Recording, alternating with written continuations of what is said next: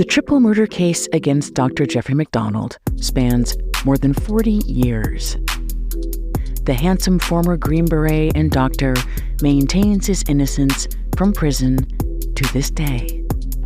The veracity of the evidence against him and the fairness of his trial are still fiercely debated by his loyal followers, filmmakers, journalists, lawyers, even the Supreme Court.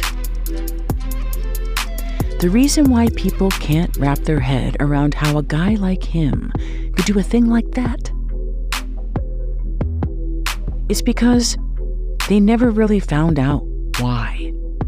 Prosecutors never established the most important thing, usually about a murder case: a motive. But what if there was something overlooked, a compelling clue that revealed a potential why behind this whole tragic saga? And what if the motive was spelled out, cryptically, in one of the victim's own words?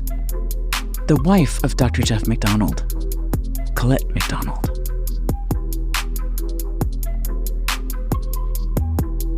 Welcome to Dead Sleep After Hours, where we dive into the details I simply couldn't fit into the main story.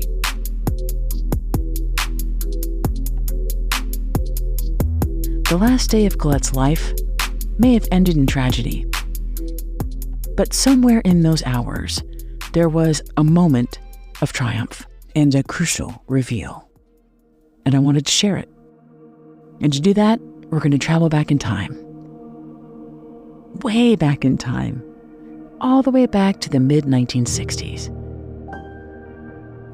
Colette had just finished her first year at Skidmore College, a liberal arts college in Saratoga Springs, New York. Her mother and stepfather, Mildred and Freddie, were proud of Colette.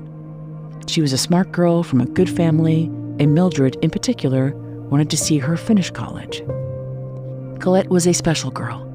Jeff once described her looking like a young Meryl Streep, with a quiet confidence that made her seem more mature than other girls her age. Maybe part of Colette's attraction to Jeff was his outgoing and charming personality, because Colette tended to keep things to herself. This included some dark feelings around the sudden death of her biological father, who had taken his own life when Colette was a child. It's one of the reasons why she and her stepfather, Freddie, were so extremely close, and why Freddie fought so fiercely to bring her killer to justice. It might also explain why Colette fought so hard to protect the image of her perfect family, and why, when things might have been going very wrong in her marriage, she kept it to herself.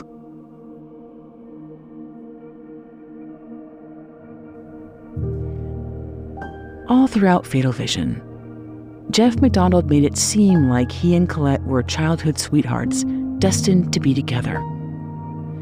But the more writer Joe McGinnis looked into that, the more he realized Colette was actually serious about another boy. She wasn't sure how she felt about Jeff.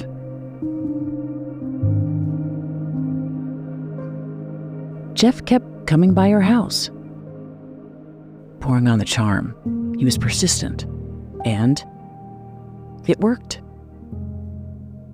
He won Colette's heart and sealed the deal by getting her pregnant. Mildred had pushed Colette to date Jeff because he was going to Princeton, going to be a doctor, and she'd be a doctor's wife. But that summer, Colette got pregnant, and Mildred was devastated. She'd wanted her daughter to have a college education.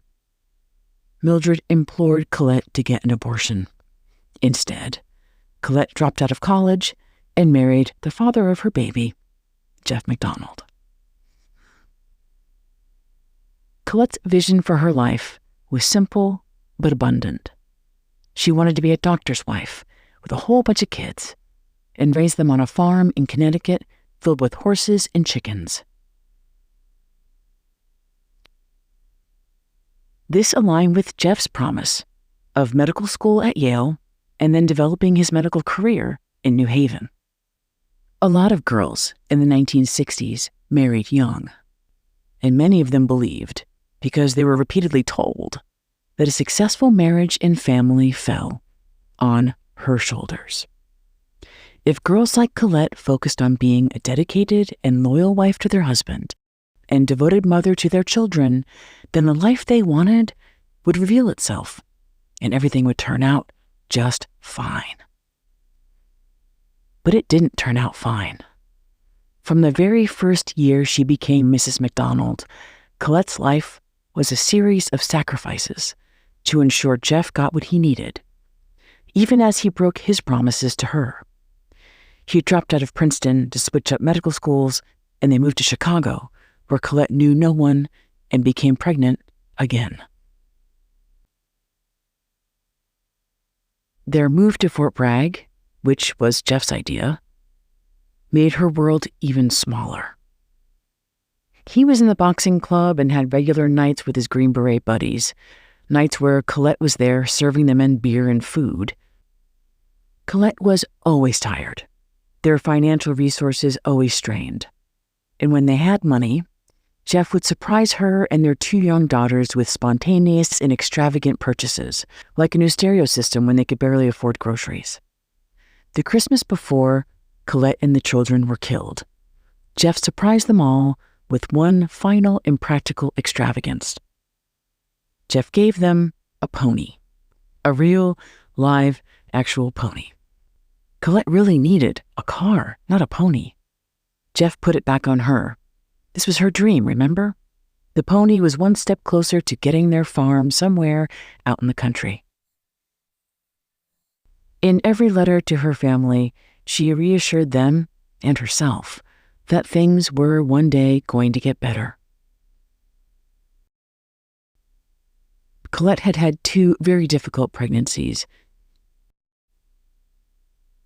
so she felt ambivalent about this 3rd unplanned pregnancy. Jeff saw himself as the ideal father, yet he never changed a diaper or washed a dish. Jeff viewed her, and all women, as less worthy of his time and respect. Of course, this was common in the 1960s and 70s, but for Colette, she was demoralized and exhausted. Until Monday, February 16th, 1970, the day before she died, Colette woke up. One of the rare opportunities to come Colette's way were night classes offered near the Army base. Jeff was so disinterested in Colette's life outside of himself that he later told police she was taking a class in something in literature. Colette was actually taking a class in child psychology. The class was pretty new, so they were learning the basics about human behavior and development. And a few phrases caught Colette's attention. She wrote them down in her notebook. In this class, they were learning about 2 basic personality types. The 2 that stood out to Colette were the sadistic authoritative, who wants to make another person his dependent, and the passive dependent, who relinquishes self-esteem to the other person. Also in her notebook, she wrote about narcissistic behavior, obsessive-compulsive behavior, and manic megalomania. Everyone likes them. They think the world is great. That was Colette, and some of the last words she'd write before buying a carton of milk at the store for the following morning and heading home that night. There were all kinds of psychologists who evaluated Jeff, but it's only Colette's psychology class notes that matter, because it's possible she might have brought up some of these phrases when she came home. Maybe she was excited to share with her husband what she'd learned. Or maybe it was a more pointed conversation, that she learned in class that maybe the way he treated her wasn't okay, and maybe she deserved better. Investigators couldn't ever prove that conversation happened. But we do know Jeff saw himself a certain way. He waged war against anyone who challenged this vision of himself. So if he didn't like what Colette had to say, he might have demanded that she stop talking. And this time, Colette refused to stay quiet. I won't get into the details, but Colette's injuries told a story. They were the story of a woman who fought back and fought hard. Unlike Jeff, who, despite being a captain in the army, never fought for anything or anyone other than himself. But Colette fought for her children. She fought for her life, and she fought to the death.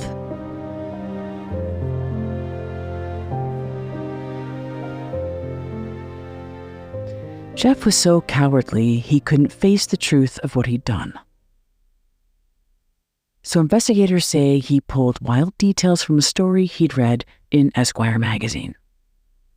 So I downloaded a PDF of that 1970 issue of Esquire to find out, was there any connection between what was in the magazine and what Jeff said happened? The answer? Hell yes. There was a feature about the Manson family ranch in Death Valley. It was written by Gay Talese, one of the best magazine journalists of all time. That's potentially what inspired the depraved Manson family connection to the crime, for Jeff to scrawl, "Kill the pigs in blood." But there was actually another, more important article. The article was about an acid goddess who drank liquid LSD by the goblet and had satanic sex orgies. That story was the source material for the girl he said he saw in the floppy hat, candle under her chin, saying acid is groovy. The girl that many later believed was Helena Stokely. But when you read the original article, as I did, the real-life acid witch was nothing like Helena. This woman took a lot of acid, for sure. She called herself Princess Lita. She was in her early 30s, a former housewife from the suburbs who left it all behind to live in Hollywood and rule a devilish cult. I say devilish because the actual cult didn't sincerely seem to worship Satan. Princess Lita was like sexy and campy, a cross between Bianca Jagger and Elvira, the goth TV host from the 80s. Honestly, it just seemed like performance art, or an excuse for out-of-work actors and artists to do drugs and get naked in flattering candlelight, which in Hollywood wasn't that outrageous. But it stuck with Jeff, obviously, because there were a few sexy photos of Princess Lita. And the one that stood out to anyone who read the article after the murders would be the pictures of Princess Lita standing by a lake wearing a giant, poofy, dare we say floppy, hat. The issue of Esquire wasn't allowed in court, so the jury never saw or heard about it, and it didn't inform Jeff McDonald's guilty verdict.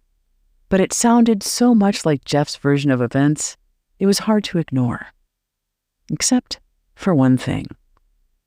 Something an acid goddess in 1970 would never say. The word groovy. Women might have found Jeff McDonald hot, but he was not cool. In the culture wars of that era, the hippies versus the squares, Jeff was definitely a square. And according to a young undercover cop who lived among the Fort Bragg area hippies, only a poser would use the phrase, acid is groovy.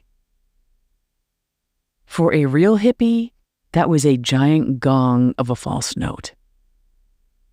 Something else Jeff and other mainstream establishment wouldn't have known at that time was how difficult it would be to actually commit a murder while on acid. It's hard enough to get one person on acid to stop staring at their own hand. Never mind organize 4 people to pick up weapons and kill someone. It seemed Jeff relied on the criminal justice system and the jury to be people like him. Squares. Finally, there was one last detail of that night that Joe McGinnis himself learned much later in his reporting, but struck investigators as suspicious from that very first morning. In crime scene photos in the bedroom, there was a lot of blood. It covered just about every surface, except they noticed a suitcase. A completely clean suitcase that rested on top of everything else, which suggested to investigators that after he committed the murders, Jeff thought about fleeing the scene. Had Jeff pulled his suitcase out of the closet and onto the floor of the bedroom, thinking perhaps he'd pack a bag and go on the run?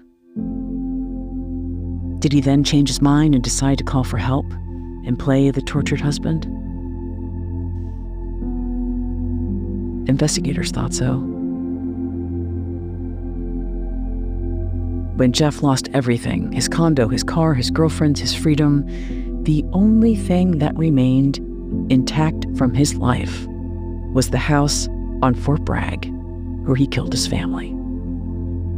Since the morning of the murders, the Army considered it an active crime scene, which meant for over 10 years, they kept the house exactly as it had been found that morning. The bodies were gone, but everything else was there. From the toys on the floor to the food in the fridge. Every 6 weeks, it was the job of a military police officer to go into the McDonald home and defrost the freezer. Then, it was their job to put back every item in the freezer, including a half-eaten gallon of strawberry ice cream and a pound of frozen ground beef that Colette had put in there 10 years ago. After the trial, after the verdict, at long last, the apartment, the whole building, was destroyed. But the case and the saga of Fatal Vision stays with us. But if there's any doubt about whether or not they got the right guy, perhaps this bonus episode will ease your mind, at least for tonight, that the jury got it right.